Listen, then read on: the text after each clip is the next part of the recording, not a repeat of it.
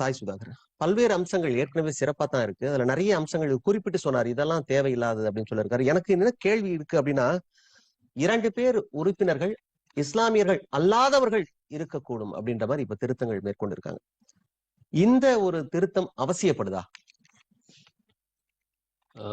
திருத்தங்கள் அப்படின்னு பேசணும்னா, இந்த வக்ஃப் வாரியம் வந்து இல்ல, இதுல இருந்து இந்த கேள்வியில இருந்து வந்தீங்கன்னா பாக்குறவங்களுக்கு அது உடனே போய் சேரும். அந்த திருத்தங்களை பத்தி பேசுறதுக்கு தான் சொல்றாங்க. திருத்தங்களை பத்தி தான் பேச போறேன். 1913ஆம் ஆண்டு முறையா வாரியம் தொடங்கப்பட்டது. அது ஒரு ரொம்ப எளிமையான முறையில் சிம்பிளா இருந்தது அந்த வாரியம். அதற்கு 1954ல ஒரு அமெண்ட்மெண்ட் கொண்டு வந்து சில விஷயங்கள் அத வக்ஃப் வாரியம் செய்யலாம் அப்படின்ற ஒரு அடிப்படையில கொண்டு வந்தாங்க. இந்த 1995ல நினைக்கிறேன், அது மொத்தமா அந்த 1954ல இருந்த சட்டங்கள் எல்லாம் மாத்திட்டு அதிகப்படியான அதாவது அவங்களுக்கு பவர்ஸ் கொஞ்சம் அதிகமா கொடுத்தாங்க. அப்பதான் என்ன பண்ணாங்கன்னா, இந்த அதையும் தாண்டி 2013ல காங்கிரஸ் ஆட்சி காலத்துல அவங்க அந்த காலகட்டத்துல அந்த இப்போ சப்போஸ் நீங்க குடியிருக்கிறீங்க ஒரு ஒரு உதாரணத்துக்கு சொல்றேன், உங்களை பண்ணிட்டாங்கன்னு நான் சொல்லல, அந்த நிலம் வக்ஃப்க்கு சொந்தமான நிலம் அப்படின்னு சொன்னா அதுக்கு அது உறுதிப்படுத்துற உரிமை முல்தாவாலின்னு ஒரு நியமனம் பண்றாங்க, ஒரு கமிஷனர். சரி, அவருக்கு தான் இருக்குது. அதே அண்ணன் சொன்ன மாதிரி எல்லா மதத்திலையும் கோவிலுக்காக நிறுவப்பட்ட சொத்துக்கள் இருக்குன, தானம் பண்ண சொத்துக்கள் இருக்குது. அதுல வேறு ஒருவருடைய நிலத்தை இது கோவில் நிலம்னு சொல்லும் பொழுது நாம கோர்ட்டுக்கு போறதுக்கு ஒரு வாய்ப்பு இருக்கு. நம்மளுடைய நியாயத்தை சொல்வதற்கு ஒரு ஒரு வாய்ப்பு இருக்கு. ஆனா இந்த முல்தாவாலின்னு அந்த கமிஷனர் சொல்லிவிட்டால் என்றால் அதற்கு வேற பேச்சே கிடையாது. நீதிமன்றம் நாட முடியாது. நீங்க நீதிமன்றம் சில விஷயங்களில் நீதிமன்றம் தானாக சில விஷயங்களை கொடுத்திருக்குது, சில தீர்ப்புகளை கொடுத்திருக்கு. அந்த மாதிரி விஷயத்தை நாங்கள் ஏற்றுக்கொள்ள மாட்டோம்னு நீதிபதிகள் சொல்லி இருக்கிறாங்க.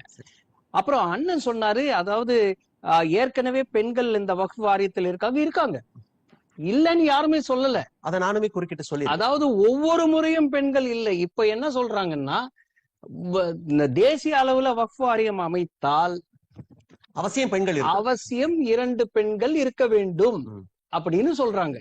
அதே மாதிரி ஆமா, ஸ்டேட் லெவல்ல வக்ஃப் வாரியம் அமைச்சாலும் அவசியம் 2 பெண்கள் அதில் இடம் பெற வேண்டும் அப்படின்னு அதை கம்பல்சரியா கொண்டு வராங்க. அது ஒரு முக்கியமான திருத்தம். அதே மாதிரி இப்ப அந்த முல்தாவாலி சொன்னாதான் சட்டம் அப்படின்னு இல்லாம அதை அந்த மேஜிஸ்ட்ரேட்டோ தாசில்தாரோ அந்த ஏரியால யாரு பப்ளிக் பவர் வகிக்கிறாங்களோ அவங்க முடிவு பண்ணணும். மாவட்ட ஆட்சியரோ இல்ல தாசில்தாரோ இல்ல ரெஜிஸ்ட்ராரோ சார் பதிவாளரோ யாரோ அங்க யார் அதிகாரத்தில் இருக்காங்களோ அவங்க முடிவு பண்ணணும். அதாவது ஒரு ஒரு என்கொயரி நடத்தி இத முடிவு பண்ணணும். இது அதாவது சில ஏதாவது ஒரு காரணத்துக்காக தான் இந்த மாதிரி சட்டத்தை கொண்டு வந்திருக்காங்க. அது நாளடைவுல என்னாச்சுன்னா, இப்போ உரிமைகள் பறிக்கப்படுது அப்படின்னு அண்ணன் கூட சொன்னாரு, சிறுபான்மையினர். இப்ப நான் இன்னைக்கு டிவில பார்க்கும்போது வாக்குவாதம் பண்ணிக்கிட்டு இருந்தாங்க.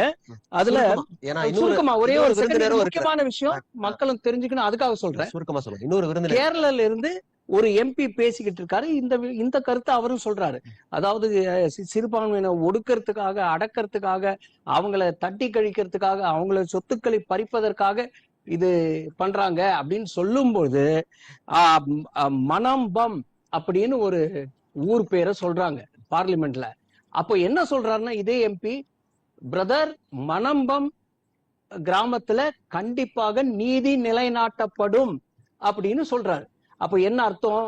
இந்த வக்ஃப் வாரியத்தினால அங்க அநீதி நடத்தப்பட்டிருக்குன்னு அந்த எம்பி ஒத்துக்கிறாரு. அங்க வந்து 600 குடும்பங்கள் 600 குடும்பங்கள், அதுல கிறிஸ்தவ குடும்பங்கள் இருக்காங்க, இந்து குடும்பங்கள் இருக்காங்க. அந்த வைப்பின் ஐலண்ட்ல மணம்பம்னு ஒரு ஊர்ல இன்னைக்கும் கேரளத்துல போராட்டம் நடக்குது. அங்க அதே எம்பி என்ன சொல்றாரு, அங்க நீதி நிலைநாட்டப்படும். அதுக்கு என்ன அர்த்தம்? அந்த எம்பி தான் பதில் சொல்லணும். இந்த மாதிரி இருக்குது. அதனாலதான் இந்த வக்ஃப் வாரியத்துல இந்த சட்ட திருத்தங்கள் கொண்டு வராங்க. அண்ணன் சொன்ன மாதிரிதான் இப்போ வந்து 10 பேர் ஜாயிண்ட் பார்லிமெண்டரி கமிட்டில இருந்தாங்கன்னா அதுல 8 பேர் சொல்றது எடுத்துக்க முடியும், 2 பேரை நிராகரிச்சு வேண்டிய சூழ்நிலை ஏற்படும். சோ அதனால எல்லாரும் எல்லா சமயத்திலும் சொல்றதை எடுத்துக்கணும்ன்ற அவசியம் கிடையாது. எந்த கருத்துக்கள் தேவை உள்ளதோ, இந்த சட்டத்துக்கு எது முரண்பாடு இல்லாமல் இருக்கோ அதை மட்டும் தான் எடுத்துக்குவாங்க.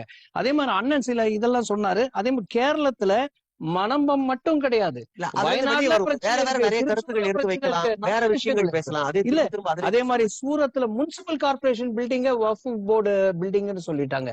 அதே மாதிரி கும்பமேளாக்கு கொடுக்கப்பட்ட நிலமும் வக்ஃப் போர்டு நிலம் அப்படின்னு சொன்னாங்க. சோ அதனால இது வந்து கட்டுப்படுத்தல் இல்லாமல் ஒரு வெளிப்படைத்தன்மை வரக்கூடிய ஒரு சூழலை உருவாக்குவதற்காக தான் வெளிப்படைத்தன்மை இல்லாமல் நடந்து கொண்டிருந்தது.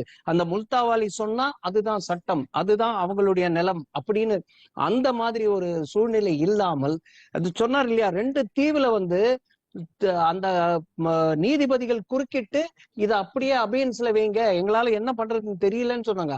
அந்த மாதிரி ஒரு சூழ்நிலை அகற்றி எல்லாருக்கும் நியாயமாக நடக்க வேண்டும் அப்படின்ற ஒரு நிலைப்பாடு கொண்டு வரணும்ன்றதுக்காக தான் இந்த சட்ட திருத்தங்கள் கொண்டு வராங்க. அத வந்து கிறிஸ்துவர்களும் இதனால் பாதிக்கப்பட்டிருக்கிறார்கள். நீங்க நாடு முழுதும் பாத்தீங்கன்னா கிறிஸ்துவர்களும் இதுக்கு ஆமோதம் தெரிவிக்கிறார்கள். அதிகாரம் வந்து மாநில அரசாங்கத்திட்ட இருக்கும்போது நீங்க இல்ல அந்த தப்பு. மாநில அரசு சார் இதுல இந்த சட்ட திருத்தத்திலையும் 40 திருத்தங்கள் தான் கொண்டு வராங்க. ஏற்கனவே இருக்குது வக்ஃப் போர்டுல மாநில அரசாங்கம் நியமனம் பண்ணலாம், பரிந்துரை பண்ணலாம், அதை மாற்றவில்லை. 40 சட்டங்கள் தவிர, ஐ மீன் 40 ஆர்டிகல்ஸ் தவிர மீதி எந்த ஆர்டிகளும் மாற்றப்படவில்லை. இருக்கிறதாகவே இருக்கு.